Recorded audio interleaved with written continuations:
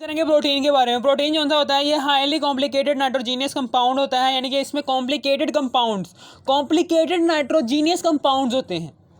एक आपको पता है कि अभी कॉम्प्लिकेटेड मैं क्यों कह रहा हूँ, ये भी चला देते हैं कि जो से प्रोटीन्स होते हैं ये 10,000 अमाइनो एसिड्स कौन से होते हैं?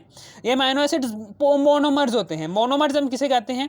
मोनोमर्स पॉलीमराइजेशन के दौरान जो उनसे छोटे छोटे मॉलिक्यूल्स आपस में मिलते हैं, उन छोटे छोटे मॉलिक्यूल्स के आपस में मिलने की वजह से एक बड़ा सा मॉलिक्यूल तश्कील पाता है, तो वो छोटे छोटे से मॉलिक्यूल्स क्या कहलाते हैं? मोनोमर्स। ये मोनोमर होता है, अमाइनो एसिड एक मोनोमर होता है, ठीक है ना।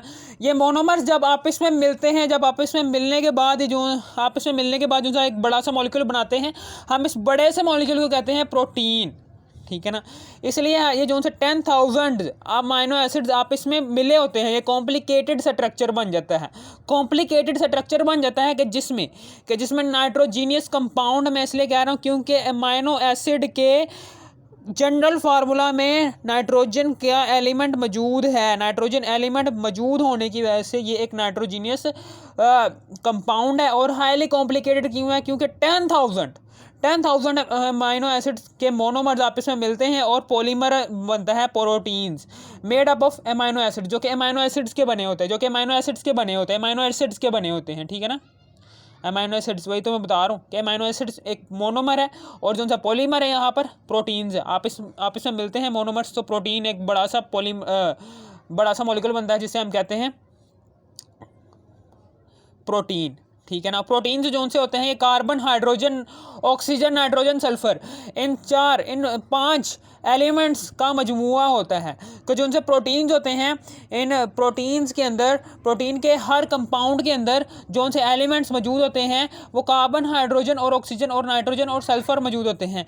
और प्रोटीन्स जो उनसे होते हैं ये पॉलीमर्स ऑफ अमाइनो एसिड्स होते हैं। अमाइनो एसिड्स के पॉलीमर्स होते हैं, मैंने अभी आपको बता दिया है कि अमाइनो एसिड्स एक मोनोमर्स है, जब आपस में मिलते हैं तो एक बड़ा सा मॉलिक्यूल बनता है जिसे हम कहते हैं प्रोटीन्स। ये पॉलीमर्स होते हैं। और फिर उसके बाद आगे amino acids are linked together. Amino acids जो होते हैं वो आपस में मिले होते हैं, जुड़े होते हैं amino acids with peptide linkage के जरिए, ठीक है ना। ये मैं अभी आपको जुड़वा कर दिखाता हूँ कि पेप्टाइड लिंकेज के जरिए जो है ये आपस में क्यों जुड़े होते हैं। कि यहाँ पर सबसे पहले तो हमारे पास पेप्टाइड लिंकेज जो सा है, अमाइनो एसिड जो सा होते हैं वो जो सा होता है अमाइनो एसिड जो सा होता है वो ऐसे होता है, CH बॉन्ड R, फिर बॉन्ड, फिर C डबल बॉन्ड O, फिर बॉन्ड यहाँ पर OH, यहाँ पर NH2 आ जाएगा, ठीक है। और फिर उसके बाद यहाँ पर नाइट्रोजन है, नाइट्रोजन जो सा है इसके साथ हाइड्रोजन का एक एटम आ जाएगा, ठीक है। और फिर उसके बाद नाइट्रोजन चूंकि 3 बॉन्ड बनाता है, 2 ये बना दिए और एक हाइड्रोजन के साथ बना दिया। और फिर उसके बाद यहाँ पर C कार्बन का एक और एटम आ जाएगा, ठीक है, और H आ जाएगा। और फिर उसके बाद इधर आ जाएगा NH2, और फिर उसके बाद बॉन्ड, और फिर उसके बाद यहाँ पर आ जाएगा COOH, एक अमाइनो ग्रुप और एक कार्बोक्सिलिक ग्रुप, ठीक है। अमाइनो ग्रुप कह रहा हूँ, ये अल्काइल रेडिकल इधर आ जाएगा, यहाँ पर अल्काइल रेडिकल आ जाएगा, ठीक है। समझ आ गई आपको? इस तरह से ये 2 मॉलिक्यूल्स हैं किसके? अमाइनो एसिड के। ये देखें, ये कार्बोक्सिल ग्रुप में से OH जो सा है, ये कार्बोक्सिल ग्रुप में से OH निकल गया यहाँ से ये जो सा OH था, ये OH का एटम, ये जनरल फार्मूला है किसका? आपको मैं बता देता हूँ कि अमाइनो एसिड जो सा है उसका जनरल फार्मूला ये होता है कि अमाइनो एसिड के साथ इधर करके कार्बोक्सिल ग्रुप जुड़ा होता है, ठीक है ना। इधर करके एक अमाइनो ग्रुप जुड़ा होता है और इधर करके एक अल्काइल रेडिकल जुड़ा होता है, ठीक है ना। जब आप यहाँ से ये हाइड्रोक्सिल ग्रुप निकाल देंगे, हाइड्रोक्सिल ग्रुप निकल जाएगा, तो फिर ये ऑक्सीजन जो सा है ये ऊपर आ जाएगा, ठीक है। और फिर उसके बाद यहाँ से बॉन्ड बनेगा। बॉन्ड किसके साथ बनेगा? दूसरे वाले कार्बन एटम के साथ, ठीक है ना, दूसरे वाले कार्बन एटम के साथ बनेगा। और फिर उसके बाद यहाँ पर अल्काइल रेडिकल भी बनेगा। यहाँ पर क्या बनेगा? यहाँ पर करके एक NH2, ठीक है ना। आपको पता है कि यहाँ पर एक कार्बोक्सिल ग्रुप आ जाएगा, कार्बोक्सिल ग्रुप इधर भी आ गया है, ठीक है ना। ये वाला कार्बोक्सिल ग्रुप इधर भी आ गया है और NH2 इधर भी आ गया है, ठीक है। समझ आ गई आपको? ये है। फिर उसके बाद आगे हम क्या करेंगे? आगे हम क्या करेंगे कि ये जो सा है ये जिस बॉन्ड के ज़रिए आपस में जुड़े हुए हैं ये दोनों, ठीक है, ये यहाँ पर जो सा है, यहाँ पर मैंने नाइट्रोजन लिखना था, मैंने गलती से लिख दिया। वो नाइट्रोजन लिखने के बाद यहाँ पर 2 बॉन्ड इसके नाइट्रोजन के, ठीक है ना, नाइट्रोजन इसके 2 बॉन्ड बने और एक हाइड्रोजन के साथ, और फिर उसके बाद आगे कार्बन, कार्बन के साथ बनाने के बाद यहाँ पर CH, फिर बॉन्ड, फिर COOH, फिर उसके बाद बॉन्ड, फिर R, यहाँ पर अल्काइल रेडिकल। ये जो सा है ये 2 बॉन्ड्स, ये 2 जो से मॉलिक्यूल्स हैं जिस बॉन्ड के ज़रिए आपस में जुड़े हुए हैं, ये वाला बॉन्ड, इस बॉन्ड को हम कहेंगे पेप्टाइड लिंकेज। ये कौन सा बॉन्ड है? पेप्टाइड लिंकेज, ठीक है ना, जिसके ज़रिए क्या है ये दोनों जुड़े हुए हैं। R bond CH bond NH2, फिर बॉन्ड, फिर C डबल बॉन्ड O, फिर उसके बाद दूसरे मॉलिक्यूल के NH, दूसरे मॉलिक्यूल में से जो सा अमाइनो ग्रुप है और कार्बोक्सिल ग्रुप है। एक अमाइनो एसिड का कार्बोक्सिल ग्रुप दूसरे अमाइनो एसिड के अमाइनो ग्रुप के साथ जुड़ा होता है, और इस दौरान जो सा बॉन्ड, जिस बॉन्ड के जरिए दोनों आपस में जुड़े होते हैं ग्रुप्स, इस बॉन्ड को कहते हैं पेप्टाइड लिंकेज। ये इसकी तारीफ होगी पेप्टाइड लिंकेज की, ठीक है। पेप्टाइड लिंकेज होता क्या है ये भी पता चले ना, पेप्टाइड लिंकेज, ठीक है ना, मैंने आपको तारीफ भी बता दी। और फिर उसके बाद पेप्टाइड्स प्रोटीन जो होते हैं वो 10,000 अमाइनो एसिड्स पर मुश्तमिल होते हैं। इसमें 10,000 से ज़्यादा अमाइनो एसिड्स मौजूद होते हैं, यानी कि 10,000 अमाइनो एसिड्स आपस में मिलते हैं। आपस में मिलने के बाद एक प्रोटीन का एक बहुत बड़ा मॉलिक्यूल बनाता है जिसे हम कहते हैं पॉलीमर। पॉलीमर यानी कि बहुत बड़ा मॉलिक्यूल प्रोटीन का। 10,000 अमाइनो एसिड्स एक मोनोमर्स हैं, मोनोमर्स होते हैं 10,000 अमाइनो एसिड्स। अमाइनो एसिड जो से होते हैं ये मोनोमर्स होते हैं। मोनोमर्स का क्या मतलब है कि जो उनसे पॉलीमराइजेशन के दौरान जो छोटे छोटे मॉलिक्यूल्स आपस में मिलते हैं एक बड़ा सा मॉलिक्यूल तश्कील पाने के लिए, उसे हम कहते हैं मोनोमर्स। ये क्या होते हैं? ये एक पॉलीमर है, एक बड़ा सा मॉलिक्यूल है। Present in all living organisms, यानी कि ये जोन से हैं ये प्रेजेंट मौजूद होते हैं। ये प्रोटीन जोन से होते हैं, ये हर जिंदा चीज़ में मौजूद होते हैं। हर जिंदा चीज़ के अंदर ये जोन से ये प्रोटीन्स होते हैं ये मौजूद होते हैं। हर जिंदा चीज़ कोई सी भी है, ठीक है ना, मौजूद होते हैं। फिर उसके बाद they make up bulk of the non body structure of the animal. ये जानवरों की गैर हड्डी, यानी कि हड्डियों के बगैर जितना भी गोश्त है, जितना भी दिल, फेफड़े, गुर्दे, ये वो वहाँ पर गैर हड्डियों के बगैर जितना भी स्ट्रक्चर एग्जिस्ट कर रहा है एनिमल के अंदर, जितनी भी साख्त एग्जिस्ट कर रही है हड्डियों के बगैर वाली, वो सारी की सारी साख्त जोन सी है वो बनी हुई है प्रोटीन से, ठीक है। और बॉडीज जोन सी होती है वो मेजर कंपोनेंट होता है of all cells and tissues of animals.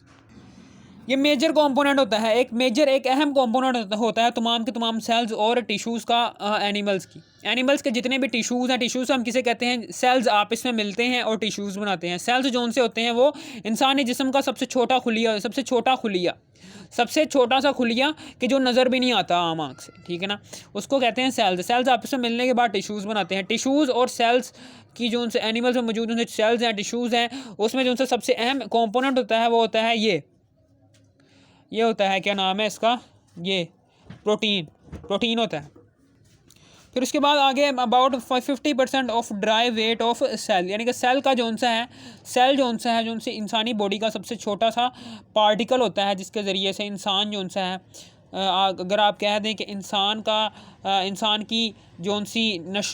सबसे छोटा हिस्सा कौन सा, इंसान की बॉडी का सबसे छोटा पार्टिकल सेल है, ठीक है ना, सेल्स आपस में मिलते हैं, टिश्यूज़ बनते हैं, टिश्यूज़ आपस में मिलते हैं, ऑर्गन्स बनते हैं, ठीक है, समझ आ गई। जब ऑर्गन्स मिलते हैं तो फिर ऑर्गन्स जब ऑर्गन्स बन जाते हैं तो हमारी बॉडी बन जाती है, ठीक है ना। ऑर्गन्स ही तो हैं हमारी बॉडी के अंदर, बहुत ही अहम किरदार अदा करते हैं फंक्शनिंग में। हमारी बॉडी की सारी की फंक्शनिंग जो उनसे होती है वो ऑर्गन्स ही कंट्रोल कर रहे होते हैं। जब ऑर्गन ही बन चुके हैं तो इसका मतलब क्या, हमारी बॉडी जो उनसी है वो भी प्रिपेयर हो गई है, ठीक है, समझ आ गई आपको। ये था कि 50%, यानी कि आप कह सकते हैं कि about 50% of dry weight of cell, यानी कि सेल के खुश्क वजन का 50% हिस्सा प्रोटीन पर मुश्तमिल। यानी कि आप कह सकते हैं जो सेल है ना, सेल उसमें से 50% हिस्सा जो उनसे है वो 100 में से 50% हिस्सा जो उनसे है वो इस पर मुश्तमिल होता है, किस पर, प्रोटीन्स पर। और फिर उसके बाद फाउंड इन मसल्स, ये मसल्स पर मुश्तमिल होते हैं, स्किन पर मुश्तमिल, जितनी भी स्किन है, मसल्स हैं, हेयर हैं, बाल जोन से हैं, नेल्स हैं, ऊन है, पंख हैं, ये सारे के सारे जोन से हैं, ये किस पर मुश्तमिल होते हैं, ये सारी की सारी एग्जाम्पल्स हैं प्रोटीन्स पर मुश्तमिल होने वाले जोन से चीज़ें हैं उनकी, ठीक है ना। और फिर उसके बाद आगे है अमाइनो एसिड्स। अमाइनो एसिड्स जो होते हैं ये क्या होते हैं, ये ऑर्गेनिक कंपाउंड्स होते हैं consisting of both amino and carboxyl group, यानी कि अमाइनो एसिड्स में कार्बोक्सिल ग्रुप भी एग्जिस्ट करता है और अमाइनो ग्रुप भी एग्जिस्ट करता है। अमाइनो ग्रुप में नाइट्रोजन बॉन्ड, नाइट्रोजन एलिमेंट होने की वजह से हम इसे नाइट्रोजीनियस कंपाउंड भी कहते हैं, अमाइनो ग्रुप, अमाइनो एसिड को, ठीक है ना। Organic compounds consisting of both amino and carboxyl groups, they have general formula, इनका जो जनरल फार्मूला होता है वो क्या होता है, जनरल फार्मूला जो सा होता है वो इनका ये होता है। जनरल फार्मूला हम कैसे एग्जिस्ट करते हैं, जनरल फार्मूला उनका ये होता है, मैं दोबारा से यहाँ पर लिख देता हूँ कि जो सा CH है, CH जो सा है ये सेंट्रल एटम है, सेंट्रल एटम कह रहा हूँ, सेंट्रल एलिमेंट है, इसके साथ एक कार्बोक्सिल ग्रुप COOH जुड़ा होता है, और फिर उसके बाद यहाँ पर NH2 एक अमाइनो ग्रुप होता है, और फिर उसके बाद इसके साथ एक अल्काइल रेडिकल होता है, ठीक है ना। ये कार्बोक्सिल ग्रुप और अमाइनो ग्रुप ये दोनों जोन से हैं, ये दोनों जोन से हैं, ये एक अहम हिस्से हैं किसके, अमाइनो एसिड के। अमाइनो एसिड में जोन से ये दो एलिमेंट से बहुत ज़्यादा एग्जिस्ट करते हैं, बहुत ज़्यादा अहम किरदार अदा करते हैं, ठीक है। आप अमाइनो एसिड की तारीफ भी ऐसे ही कर सकते हैं कि ऐसा ऑर्गेनिक कंपाउंड जो अमाइनो ग्रुप और कार्बोक्सिलिक ग्रुप दोनों ग्रुप्स को अपने अंदर रखता हो, उस ऑर्गेनिक कंपाउंड को कहेंगे हम, ये कौन सा कंपाउंड है, 100% वो अमाइनो एसिड ही होगा, ठीक है ना। दे हैव जनरल फार्मूला, इसका ये है जनरल फार्मूला, मैंने आपको लिख भी दिया है। और फिर उसके बाद आर इज़ डिफरेंट, जो सा आर होता है ये डिफरेंट होता है for different amino acids. Amino acids जो से हैं वो 20 एग्जिस्ट करते हैं, 20 अमाइनो एसिड जो से हैं वो हमारी बॉडी में एग्जिस्ट करते हैं, हमारी बॉडी में 20 अमाइनो एसिड्स एग्जिस्ट करते हैं, जिसमें से 10 जो से हैं वो हमारी बॉडी खुद तैयार कर लेती है। अमाइनो एसिड्स ऐसे 10 अमाइनो एसिड जो से हैं वो हमारी बॉडी जो है वो खुद तैयार कर लेती है, इसलिए वो क्या होते हैं, वो हमारे लिए गैर ज़रूरी होते हैं। हम उसे खुराक के ज़रिए हासिल करें या ना करें यह हमारी मर्ज़ी है, क्योंकि हमारी बॉडी जो है वो पहले से प्रिपेयर कर रही है 10 अमाइनो एसिड्स, तो वो क्या कहलाएंगे, वो नॉन एसेंशियल अमाइनो एसिड्स कहलाएंगे, यानी कि जिनकी हमारी बॉडी को खाने में ज़रूरत नहीं है, क्योंकि हमारी बॉडी वो खुद ही तैयार कर रही है। अगर खा भी लें तो कोई फ़र्क नहीं पड़ता, ठीक है ना। इन 10 और जो से बाकी के 10 अमाइनो एसिड्स हैं वो हमारी बॉडी प्रिपेयर नहीं कर सकती, यानी कि उसकी नीड होती है हमारी बॉडी को, इसलिए हमारी बॉडी जो सी होगी वो उस अमाइनो एसिड्स को बनाएगी, बनाने के लिए खुराक पर इन्हसार करेगी उस, तो इसलिए हम क्या करते हैं, ये जो से हैं यहाँ पर मैंने लिखा हुआ है कि R is different for different amino acids, यानी कि 20 अमाइनो एसिड्स के लिए जो सा आर है वो डिफरेंट होगा, यानी कि जो सा आर अल्काइल रेडिकल का क्या मतलब है कि अल्केन के होमोलोगस सीरीज़ के जितने भी मेंबर्स हैं उन जितने भी मेंबर्स में से एक एक हाइड्रोजन आइटम आप निकाली जाएंगे तभी आपके पास अल्काइल रेडिकल बनते जाएंगे और अल्काइल रेडिकल जोन से हैं वो यहाँ पर लगाते जाओ। अल्काइल रेडिकल जोन से हैं अल्केन की होमोलोगस सीरीज़ के अल्काइल रेडिकल यहाँ पर 1 से लेकर 20 तक लगाते जाओगे, तो यहाँ पर 1 से लेकर 20 तक अमाइनो एसिड्स तैयार होते जाएंगे। अमाइनो एसिड्स की होमोलोगस सीरीज़ जोन सी है वो डिपेंड कर रही है इस आर पर भी, क्योंकि आर जोन सा है अल्काइल रेडिकल। मिसाल के तौर पर यहाँ पर हमने मिथाइल लगा दिया तो ये मिथाइल का एक अमाइनो एसिड बन जाएगा, फिर इथाइल लगा देंगे तो इथाइल का अमाइनो एसिड, प्रोपाइल लगा देंगे तो प्रोपाइल का अमाइनो एसिड, ब्यूटाइल लगा देंगे तो ब्यूटाइल का अमाइनो एसिड बन जाएगा, पेंटाइल लगा देंगे तो पेंटाइल का अमाइनो एसिड, हेक्साइल लगा देंगे तो हेक्साइल का अमाइनो एसिड, हेप्टाइल लगा देंगे तो हेप्टाइल का अमाइनो एसिड, ऑक्टाइल लगा देंगे तो ऑक्टाइल का अमाइनो एसिड, नोनाइल लगा देंगे तो नोनाइल का अमाइनो एसिड, और यहाँ पे डिकाइल लगा देंगे तो डिकाइल का अमाइनो एसिड। फिर इसी तरीके से 10 ये जोन से मैंने अमाइनो एसिड्स बना दिए, ठीक है ना। फिर अगले 10 जोन से हैं वो भी ऐसे भी अगले 10 जोन से अमाइनो एसिड्स वो भी ऐसे आप तैयार कर सकते हैं, ठीक है ना। 10 अमाइनो एसिड जोन से हमारी बॉडी तैयार कर रही है, there are 20 amino acids, 20 amino acid जोन से हमारी बॉडी तैयार कर रही है, ठीक है ना। 20 अमाइनो एसिड्स हमारी बॉडी में मौजूद है, जिनमें से जोन से हैं essential and non essential amino acids, ठीक है ना। एसेंशियल अमाइनो एसिड्स ऐसे अमाइनो एसिड्स होते हैं कि जो हमारी बॉडी तैयार नहीं कर सकती, ठीक है ना। नीड ओवर बॉडी, हमारी बॉडी की ज़रूरत है वो, ठीक है ना।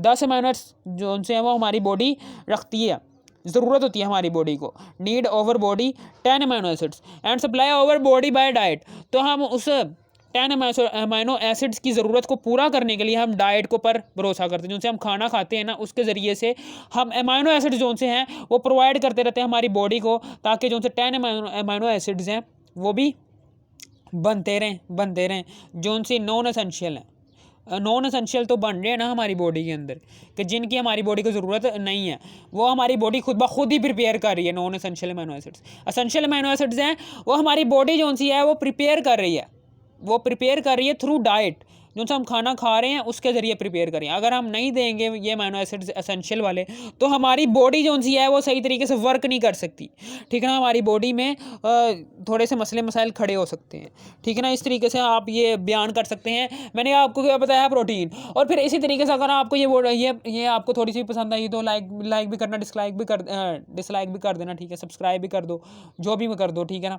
और फिर उसके बाद वीडियो का टाइटल है मेरी एक थोड़ी सी ये भी है कि मैं वीडियो का टाइटल है, वीडियो के टाइटल पर जब आप क्लिक करोगे तो जो सी वीडियो है, वीडियो के टाइटल पर जब आप क्लिक करोगे तो जो सी वीडियो है, वीडियो की डिस्क्रिप्शन में पार्ट्स दिए गए हैं। पार्ट 1 ये है, ये पार्ट 2 है इसी वीडियो का, और इसी वीडियो का पार्ट 3 है। अगर आपको वीडियो के टाइटल में पार्ट नज़र आ जाते हैं, ठीक है ना, तो पार्ट पर क्लिक करोगे, उस वीडियो के टाइटल पर क्लिक करोगे तो नीचे पार्ट्स दिए हुए हैं, part 1, part 2, part 3, part 4, part 5, part 6, वो देखते रहना ताकि आपको पूरी समझ आ सके। वो जो सा पूरा के पूरा मैंने आपको बयान किया गया उन पार्ट्स के अंदर, वो टॉपिक।